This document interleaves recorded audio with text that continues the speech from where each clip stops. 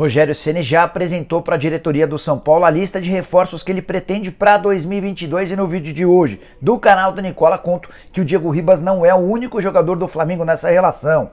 Falo também sobre Corinthians Internacional, jogo bem pesado e importante desse domingo, que pode determinar a saída de Silvinho. Tem muito torcedor do Corinthians torcendo por isso. Bora contar também sobre a pressão no Flamengo. Renato Gaúcho já começa a ser contestado até internamente. Por falar em pressão e demissão, o Santos corre o risco de perder dois importantes personagens dentro do departamento de futebol. Falo ainda sobre Palmeiras, Fluminense, Fortaleza, jogador do Corinthians emprestado que foi parar no hospital, além de uma série de outras coisas, tudo isso a partir de agora. Não sem antes me apresentar, sou o Jorge Nicola e criei esse canal para mais de 1 milhão de inscritos para deixar todos vocês super bem informados sobre as coisas do futebol. Antes de começar a passar as informações, só pedir para deixarem like, para se inscreverem no canal e lembrar que tem live do Nicola nesse domingo para bater papo, repercutir as coisas do final de semana, aquela coisa de sempre, beleza? Bom, bora começar agora o vídeo, não sem antes dividir uma última dica importante. A dica de hoje é sobre a BetWinner, que tem como embaixador Roberto Carlos, um dos melhores laterais esquerdos da história do futebol em todos os tempos. A BetWinner permite que você aposte nos principais campeonatos do planeta, tudo online, de onde você estiver. São várias as oportunidades para você começar a ganhar com a BetWinner. Na segunda-feira, por exemplo, tem o Palmeiras, onde Roberto Carlos brilhou contra o Sport no Allianz Parque. Se você apostar no Palmeiras e o Verdão vencer, tem R$1,42 para cada real apostado.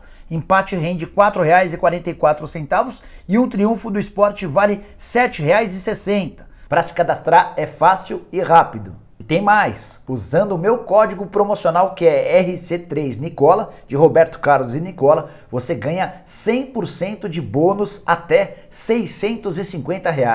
Curtiu, né? Então pega o link que está no comentário fixo desse vídeo, se cadastra por lá e comece a se divertir na betwinner.com. Seja um vencedor com a BetWinner. Bora começar com um giro de notícias repercutindo que Sornosa, jogador que pertence ao Corinthians e está emprestado até dezembro de 2022 ao Independiente Del Valle, teve um acidente durante o fim de semana. Ele, defendendo o Del Valle, tomou uma bica por trás, acabou batendo a cabeça enquanto caía e perdeu a memória dos fatos mais recentes, causando enorme preocupação nos dirigentes do Del Valle e especialmente nos familiares, embora os médicos já afirmem que batidas de cabeça desse tipo podem ocasionar a perda da memória recente. A tendência é que ele se restabeleça logo e a gente torce por isso. O Sornosa pertence ao Corinthians até dezembro do ano que vem, mas está emprestado ao Del Valle durante todo esse período, ou seja, o Timão não deve mais contar com o meia equatoriano. Bora falar sobre o Lucas Lima.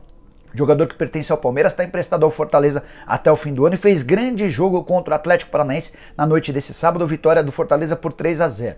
O Lucas Lima fez um gol, deu uma assistência e participou ativamente do jogo. Talvez a melhor atuação do Lucas Lima com a camisa do Fortaleza. Como eu disse, jogador emprestado só até dezembro, deve voltar ao Verdão em janeiro do ano que vem.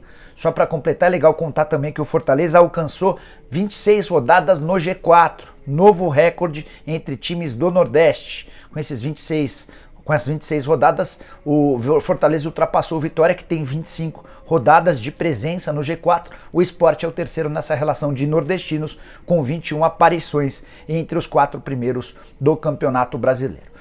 Vou falar agora sobre o Fluminense, com uma marca muito legal. O Fluminense bateu o Flamengo nesse sábado pela 4ª vez em 2021. Bem raro ver um clube conseguindo tanta supremacia diante de um time tão forte como o Flamengo. As 4 vitórias do Fluminense foram construídas da seguinte maneira. A primeira delas em 2021, mas referente ao Campeonato Brasileiro de 2020.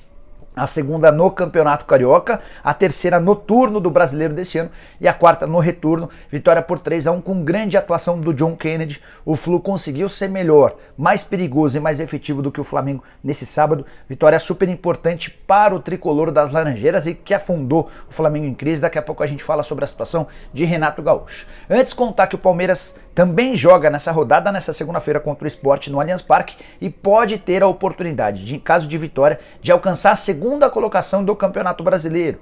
Nesse momento o Palmeiras é o quarto, tem 46 pontos ganhos, mesma pontuação do Flamengo. O Palmeiras perde nos critérios de desempate. Só que em caso de vitória contra o Sport, o Palmeiras ultrapassa o Flamengo, ultrapassa o Fortaleza, que tem 48 pontos, e assume a segunda colocação do campeonato. algo bastante interessante, levando em consideração que até outro dia havia enorme crise, muito barulho, repercussão negativa diante de uma série de maus resultados do Verdão, Verdão que vai tentando se restabelecer, pensando na final da Libertadores marcada para 27 de novembro. Quero falar agora sobre o Flamengo, que parece esgotado fisicamente e que tem Renato Gaúcho sendo contestado até internamente. Vamos falar primeiro sobre o aspecto físico. Essa é uma constatação não só do Renato Gaúcho, da comissão técnica do Flamengo, mas de quem acompanha o clube. O rubro-negro completou nesse confronto contra o Fluminense jogo de número 60 na atual temporada. São 39 vitórias, 12 empates e 9 derrotas. E por mais que a gente tenha a imagem de que o elenco do Flamengo é um elenco grande, é grande, mas nem tanto. A ponto de jogadores como o William Arão estarem frequentemente como titulares. O Michael, por exemplo, atuou em todas as partidas do Renato Gaúcho, exatamente pela falta de um substituto à altura. O Flamengo que tem sofrido demais com problemas de lesão, Gabigol, Pedro, Bruno Henrique e Arrascaeta são, por exemplo, 4 desfalques frequentes dos últimos jogos, foi assim também nesse sábado. Então o desgaste físico é uma enorme preocupação para a reta final do Campeonato Brasileiro. Outro ponto. O Flamengo, com a derrota de ontem, praticamente deu adeus às chances de título no Brasileiro. A diferença para o Atlético Mineiro é de 10 pontos, o Galo pode abrir 13 nesse domingo caso vença o Cuiabá. É bem verdade que o Flamengo tem 2 jogos a menos, ou teria 2 jogos a menos se o Atlético alcançasse esses 13 pontos de diferença. Mas como o brasileiro está indo para o espaço, vão sobrar ao rubro-negro a Copa do Brasil e a Libertadores. Só que o Flamengo tem uma obrigação de vencer o Atlético Paranaense na quarta-feira no Maracanã para passar a final. Se não vencer, você pode ter certeza absoluta de que o cargo do Renato Gaúcho vai começar a ficar ameaçado. A torcida já pega no pé do Renato há bastante tempo. Ontem, durante o jogo contra o Fluminense, até teve a imagem de um torcedor bem perto do Renato Gaúcho, xingando ele de tudo quanto é nome. Consegui apurar que dentro do departamento de futebol e de pessoas ligadas especialmente ao presidente Rodolfo Landim, já há uma contestação grande em relação ao trabalho, a forma como o Renato organiza o time, ou como não organiza. Porque o Flamengo tem tido dificuldade em se impor tecnicamente e de construir jogadas. A impressão é que falta repertório ofensivo. Time bagunçado.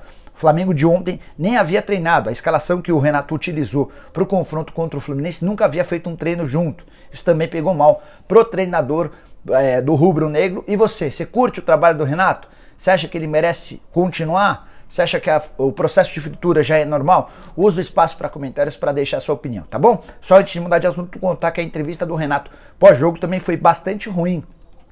Pressão não foi legal a partir de tudo que ele falou.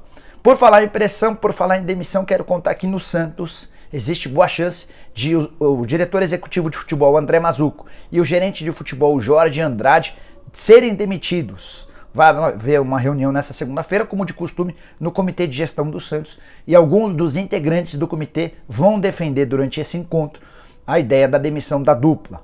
O presidente Andrés Rueda é o maior defensor dos dois, por entender que o Mazzucco e o Jorge Andrade têm um papel importante dentro da estrutura e da organização do Peixe. Mas, se houver maioria dentro do comitê de gestão pela demissão, os dois funcionários serão dispensados. Santos que se encontra em péssima fase, uma única vitória do Santos sob o comando do Fábio Carelli. E aí talvez o maior erro da atual diretoria, ter contratado um técnico que tem um DNA, uma característica completamente diferente da que o Santos costuma ter e exigir. O Santos gosta de jogar para frente, utilizando atletas da base. O Carille tem na sua essência um treinador extremamente defensivo que não se utiliza de muitos jogadores da base. O momento é horroroso. Uma vitória, como eu disse, em 9 jogos. O time só conseguiu marcar 3 gols nessas 9 partidas sob o comando de Fábio Carille. Muito perto da zona do rebaixamento, o Santos pode terminar essa rodada na penúltima colocação e conhecer dessa maneira em 2021 seu primeiro rebaixamento na história do Campeonato Brasileiro. Para mim mudaria muito pouco, mandar embora só o Mazzucco e o Jorge Andrade. Acho que o Santos precisa discutir seriamente a permanência de Fábio Carille. É com o Carille que o Santos vai fugir do rebaixamento? E eu tenho a impressão de que não. Bom, quero falar agora sobre Atlético Mineiro, que pode assumir ou aumentar ainda mais sua vantagem em relação ao Flamengo. O jogo contra o Cuiabá às 4 da tarde é fundamental. E se o Cuca tinha a ideia de poupar jogadores, pensando na próxima partida, no sábado, contra o Flamengo, eu pensaria completamente diferente. Vencer o Cuiabá nesse domingo é fundamental para que o Atlético abra 13 pontos e transforme o Campeonato Brasileiro para o Flamengo como mais um campeonato. É possível até que se o Atlético já tiver 13 pontos de vantagem, o Renato até poupe alguns titulares na partida do próximo sábado. O jogo, a decisão é nesse domingo, pelo menos na minha opinião. Mas queria falar agora sobre o Rubens Menin, o patrocinador do Atlético, o cara que já colocou mais de 400 milhões de reais no clube, afirmou em entrevista ao Fala Galo no último sábado que o Flamengo não pode ser tão egoísta. A frase é a seguinte, abre aspas, sou favorável à criação da liga, tem que ter união, não adianta cada um fazer o seu. O Flamengo tem que ter um pouco de humildade nessa hora, porque é o único time que está querendo por conta própria voar e não voa. E aí ele falou também a respeito da criação da Liga Americana. Ele entende que a Major League Soccer em pouquíssimo tempo vai ser uma das mais importantes do mundo pela união dos clubes e pela capacidade de investimento geral. Também falou que não gosta da maneira como é distribuída a grana no Brasil. A frase é a seguinte, o critério de hoje não é o melhor, a divisão não é correta, não pode o Flamengo ganhar tanto mais do que outros. Pode ganhar mais porque tem mais audiência, mas para por aí.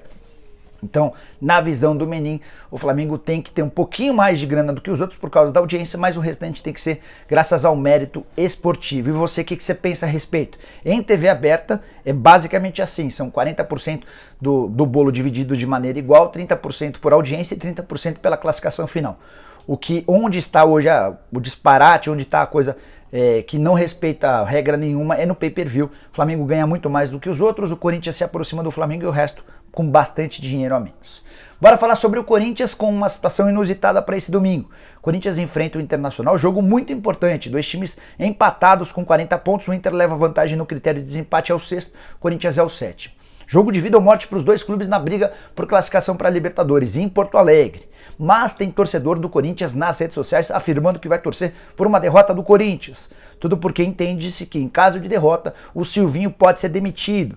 Juca Kfouri chegou a escrever na quinta-feira que mesmo se vencer, o Silvinho cairá, será demitido. A diretoria do Corinthians já desmentiu essa possibilidade e eu tenho a mesma informação, se o Corinthians vencer, o Silvinho obviamente será mantido. Mesmo se perder, existe a chance de o Silvinho continuar, a menos que seja uma derrota catastrófica, de o time tomando uma goleada, sem se encontrar dentro de campo. Aí toda a pressão que já existe dentro e fora do Corinthians pode acabar determinando pela queda do Silvinho. Como eu disse, o Corinthians, em caso de derrota, pode ver vários dos seus adversários disparando. O Internacional, se vencesse, iria para 43 pontos, mesma pontuação do Bragantino, que pode ir a 46 se vencer o São Paulo. O Palmeiras também já tem 46 e deve ir a 49 se ganhar do Sport. O Corinthians corre o risco de terminar em sétimo, mais distante dos seus perseguidores ou daqueles clubes que ele tenta ultrapassar para chegar no G4, que é o objetivo dessa temporada. Só lembrando que o Fluminense, como ganhou do Flamengo nesse sábado, foi a 39 pontos, mesmo número de jogos do Corinthians e somente um pontinho de diferença a favor do Timão. O Corinthians precisa desesperadamente de resultados. Para a partida de hoje, o Fagner volta, boa novidade, o João Vitor suspenso é uma baixa. O Raul Gustavo entra no lugar dele e o Silvinho ainda tem a dúvida sobre quem utilizar no lugar do William, que segue se recuperando de contusão, Adson, Mosquito ou Jô. A minha opção seria pelo Mosquito. Se o Silvinho for de Jô, vai ser bastante cornetado. Só para completar, sobre o Internacional, o Mercado e o Edenilson voltam, o Mercado deve jogar no lateral direito, o Edenilson na função habitual, o Saravia e o Heitor são as baixas, ambos para a lateral direita. Bora fechar o vídeo falando sobre o Rogério Ceni e a lista de reforços que ele gostaria de contar para a próxima temporada. O encontro entre o Ceni e os dirigentes do São Paulo já aconteceu, tanto que todas as informações que eu vou passar a partir de agora vieram de uma pessoa da minha confiança, da diretoria do São Paulo. Depois desse encontro, o São Paulo foi avisado de que o Rogério Ceni quer alguns jogadores. A lista é grande, eu tive acesso a esse momento até alguns nomes. Já contei para vocês sobre o Felipe Alves, goleiro que pertence ao Fortaleza, é o homem da confiança do Rogério Ceni e o Ceni gostaria, se possível, da contratação do atleta. Tem contrato com o Fortaleza até 2023, é titular absoluto nesse momento. Se não houver a necessidade de investimento de muito dinheiro, pode até acontecer. Se precisar colocar muita grana, o nome do Felipe Alves está descartado. Contei para vocês dias atrás que o Rogério gostaria de contar com o Diego Ribas, com quem ele trabalhou nos tempos de Flamengo. Diego Ribas tem um acordo verbal para a prorrogação do contrato com o Flamengo até dezembro de 2022. Esse contrato não foi assinado, o atual termina em 2021. Se houver a renovação, dificilmente vai acontecer o acordo, até porque o Flamengo dificilmente abriria a mão do Diego. E agora um outro nome que eu consegui descobrir, esse bastante interessante. O Rogério pediu a contratação de William Arão, volante, homem de confiança do Rogério nos tempos de Flamengo. O Arão chegou a jogar como volante e especialmente como zagueiro durante boa parte da passagem do Rogério Ceni. A relação entre ambos é ótima. O Ceni entende que o Arão é o tipo do cara que ajuda em todos os sentidos, dentro e fora do campo, liderança extremamente positiva, consegue melhorar a saída de bola, tem muito boa impulsão, o jogo aéreo dele defensivo e ofensivamente é bom. Então, o Rogério Ceni entende que o Arão poderia emprestar experiência, técnica, qualidade e uma série de outras coisas ao São Paulo. A relação do Arão com o torcedor rubro-negro não é das melhores, mas seu contrato só termina em dezembro de 2023 e desde que ele foi contratado em 2016, independentemente das cornetadas do torcedor, sempre o Arão era titular, mesmo com as mudanças de técnico. Resta saber se o Arão toparia se mudar para o São Paulo. Se não houver o acordo com o Arão, dificilmente vai haver negociação. Até porque o Arão conseguiu ocupar um espaço importante diante dos dirigentes do Flamengo. Houve a especulação de que ele poderia ir para o Benfica, a pedido do JJ, a proposta nunca chegou. Mas na metade do ano, um clube dos Emirados Árabes, o Al Ain, chegou a oferecer 4 milhões de dólares, ou 22 milhões de reais. O Flamengo recusou essa oferta. E é por causa dessas cifras que eu acho bastante complicado que o negócio acabe saindo. A menos que o São Paulo abra os cofres e decida fazer uma negociação com valores parecidos e contando com a vontade do Arão. Você, São Paulino, gostaria de ter o William Arão no São Paulo? E o Felipe Alves? E o Diego Ribas? Use o espaço para comentários para avaliar os primeiros nomes pedidos pelo Rogério Ceni para 2022. Se curtiu o vídeo, não esquece de deixar like, de se inscrever no canal e a gente se encontra um pouco mais tarde com a tradicional live de domingo. Abraço, tchau, tchau!